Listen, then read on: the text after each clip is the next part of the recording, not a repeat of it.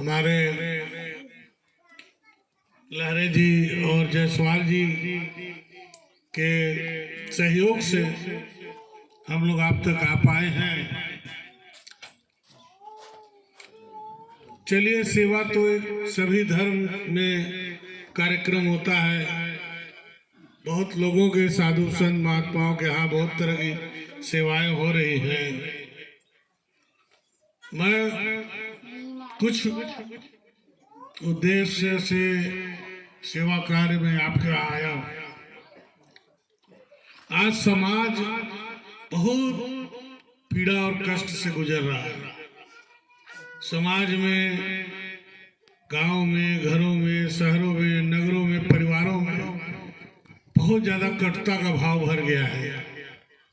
आपसी सामंजस्य लोगों का घट रहा है, एक दूसरे पर विश्वास घट रहा है।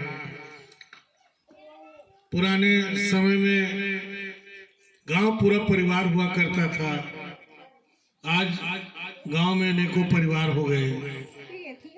हमारी आप सब से यही आशा है कि आप आने वाली पीढ़ी इस चीज को निर्धारित करे कि हम पुनः गांव को एक परिवार बनाएंगे और आपस में एक दूसरे का विश्वास हासिल करेंगे, एक दूसरे पर जीवन में मानवता के गुणों को अपनाते हुए सबके साथ दया, करुणा और मैत्री का भाव रखेंगे। ऐसी भावना अगर आप रखेंगे तो इस गांव में हम लोगों का आना सार्थक होगा। सिर्फ छोटी मोटी सेवा से आना मेरा सार्थक नहीं होगा। आप सब अपने अंदर ये परिवर्तन करें। अगर हम ईश्वर को मानते हैं, अगर आप भी ईश्वर को मानते हैं, तो सिर्फ ईश्वर को मानना ही मानना नहीं है, ईश्वर की भी मानिए। ईश्वर कहता है कि अपने जीवन को सरल बनाओ, अपने जीवन को कठिन मत बनाओ। ईश्वर वैसा जीवन जी के हम लोगों के बीच आके दिखा के गया कि अपने अपने जीवन को सरल बनाओ। हमारा जीवन सरल कब हो सकता है? बहुत छोटी सी बात है। अगर आप सबके साथ ईमानदार रहें, आपके अंदर किसी के प्रति छल कपट बेईमानी ना हो, आपस में आप ईमानदारी से जीवन जिए, आपके जीवन ऐसा सरल जीवन किसी का नहीं होगा। आपको थोड़ा सा अपने अंदर परिवर्तन करना है मेरे भाइयों बहनों। छोटा सा परिवर्तन करें, आप थोड़ा ईमानदार हो जाए, एक दूसरे पर करुणा करें। जरूरी नहीं है, आज बैर बनस्ता जिस स्तर तक आ गई है, दो शब्द बेटे का बाप नहीं सहने को तैयार, बेटा बाप की नहीं सहने को तैयार, जिसके कारण ये कटुता रही। भाई बहन, माता पिता और परिवार में जितने भी रिश्ते होते हैं, चाचा चाची, ताऊ ताई, देवर भौजाई, सास बहू, सारे रिश्तों में एक परिभाषा बदल गई है, कटुता की परिभाषा आ गई।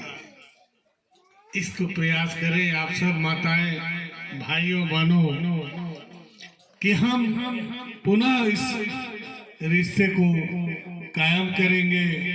हम एक दूसरे के साथ रहते हैं, जानते हैं आप लोग, हम लोग एक दूसरे के साथ क्यों रहते हैं? परिवार में लड़ते भी हैं, झगड़ते भी हैं, फिर भी एक दूसरे के साथ रहते हैं। क्यों रह लेते हैं?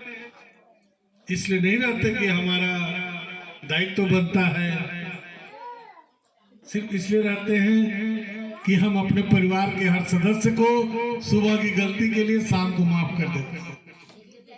अगर आप माफ न करें तो आप उनके साथ नहीं बिता सकते।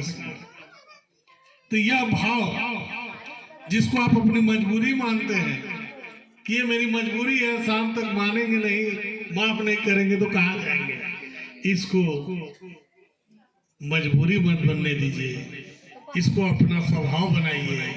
आप आप सबको माफ करना सीखिए।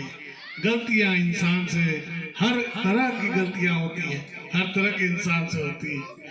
सब एक दूसरे को क्षमा करना सीख जाइए, एक दूसरे को माफ कीजिए और उनसे प्रेम कीजिए। आपस में एक दूसरे के साथ छल कपट को त्याग दीजिए, ईमानदार जीवन जिए। आप सब से मेरी यही आशा है, आप सबके गांव में आने का मेरा यही लक्ष्य और उद्देश्य है। शायद हमारी बातें आपके समझ में आए और ईश्वर आप पर कृपा करे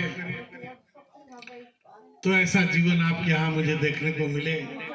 इन्हीं चंद बातों के साथ मैं अपनी वाणी को विराम देता हूँ।